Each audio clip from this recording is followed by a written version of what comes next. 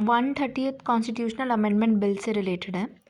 तो क्वेश्चन है कि 130th constitutional amendment bill despite it's stated goal of curbing criminalisation risks transforming criminalization of politics into criminalization of dissent. Critically discuss.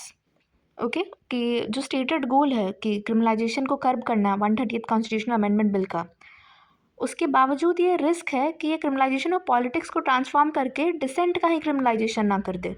इसको critically discuss करना है। तो पहले हम इंट्रोडक्शन में जो इसका स्टेटेड गोल है वही मेंशन करते हैं कि upholding constitutional morality and public trust. फिर this is intended to prevent criminalisation of politics because it has the problems. अब एक वीसियस साइकिल से जो प्रॉब्लम वो दिखा दिया कि क्रिमिनलाइजेशन ऑफ पॉलिटिक्स से रूल ऑफ लॉ वीकन होगा, easier for corruption and criminal activities, poor governance होगा, ये एलियनेशन ऑफ पब्लिक फर्दर करेगा, मिसट्रस्ट होगा, डेमोक्रेसी वीकन होगा और फिर क्रिमिनलाइजेशन ऑफ पॉलिटिक्स इससे बढ़ावा मिलेगा उसको। तो एक विशियस साइकिल बन जाएगा।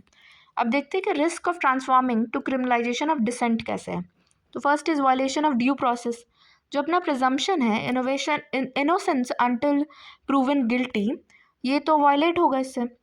फिर दूसरा है कि फंडामेंटल शिफ्ट होगा कन्विक्शन से अरेस्ट की ओर। फिर थर्ड है पॉसिबिलिटी, जो एजेंसीज़ हैं उनके वेपनाइजेशन की पॉसिबिलिटी है, पॉलिटिकल मिसयूज़ हो सकता है। फोर्थ वन इज़ कि एग्जीक्यूटिव ओवर रीच। ऑलरेडी जो 40% सिटिंग सीएम्स हैं उन पे कुछ क्रिमिनल चार्जेस हैं, तो ये एग्जीक्यूटिव ओवरेज और बढ़ा सकता है।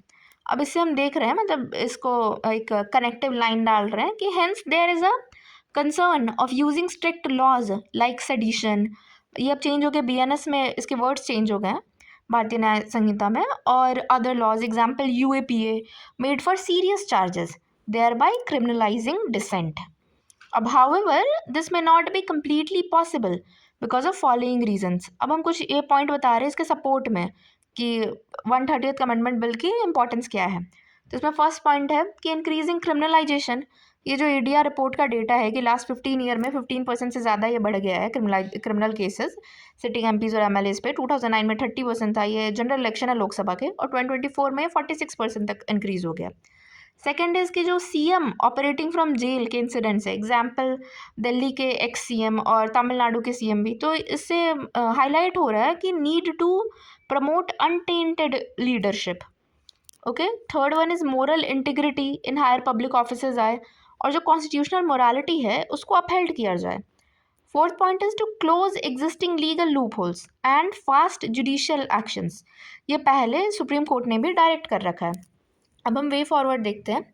प्रोसीजरल सेफगार्ड्स, ड्यू प्रोसेस रहे, रिव्यू मैकेनिज्म, फास्ट ट्रैकिंग और adopt global practices. Example south Korea में रैपिड लीगल एक्शन होता है। इसका एक एग्जाम्पल है कि जो फॉर्मर डिफेंस मिनिस्टर था उनको भी डिटेन किया गया था। फिर सिंगापुर का CPIB है, corrupt practices investigation bureau. Okay, अब हमने कंक्लूजन में एक लाइन डाला है कि जो फॉर्मर CC थे ना कृष्णमूर्ति, उनका स्टेटमेंट है कि it's high time that no lawbreaker be allowed to become a lawmaker. Okay, it's high time that no lawbreaker be allowed to become a lawmaker. Okay, तो हमने ये देख लिया 130th constitutional amendment bill कि इसका stated goal क्या है, upholding constitutional morality and public trust. फिर हमने देख लिया प्रिवेंट करेगा क्रिमिनलाइजेशन ऑफ पॉलिटिक्स, क्योंकि क्रिमिनलाइजेशन ऑफ पॉलिटिक्स से ये प्रॉब्लम्स होते हैं, एक विशियस साइकिल के थ्रू उसको दिखा दिया।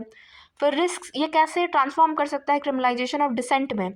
तो ड्यू प्रोसेस का वायलेशन है, इनोसेंस अंटिल प्रूवन गिल्टी का प्रिजम्पशन का वायलेशन है, कन्विक्शन से अरेस्ट की और फंडामेंटल शिफ्ट है, वेपनाइजेशन ऑफ एजेंसीज हो सकता है, पॉलिटिकल मिसयूज हो सकता है, एग्जीक्यूटिव ओवर रीच की 40% सिटिंग सीएम तो अभी भी क्रिमिनल चार्जेस के साथ हैं। फिर hence there is a concern of using strict laws like sedition, other laws UAPA, मतलब देयर बाय क्रिमिनलाइजिंग डिसेंट। अब इसके पॉजिटिव्स हमने बताए हैं कि रीजंस क्यों इसकी मेरिट्स भी कुछ हैं उसको सपोर्ट करते हुए।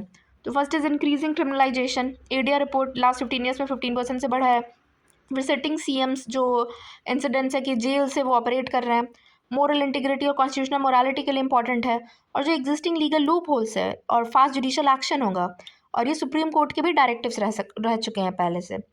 फिर वे फॉरवर्ड में है प्रोसीजरल सेफगार्ड्स लाए, ड्यू प्रोसेस आए, रिव्यू मैकेनिज्म, फास्ट ट्रैकिंग किया जाए, और जो ग्लोबल प्रैक्टिसेस है साउथ कोरिया का रैपिड लीगल एक्शन और सिंगापुर का CPIB, उससे अडॉप्ट करे, उससे इंस्पायर हो। और फिर हमने एंड कंक्लूड कर दिया जो फॉर्मर सी कृष्णमूर्ति है उनके लाइन से कि no lawbreaker be allowed to become a law maker.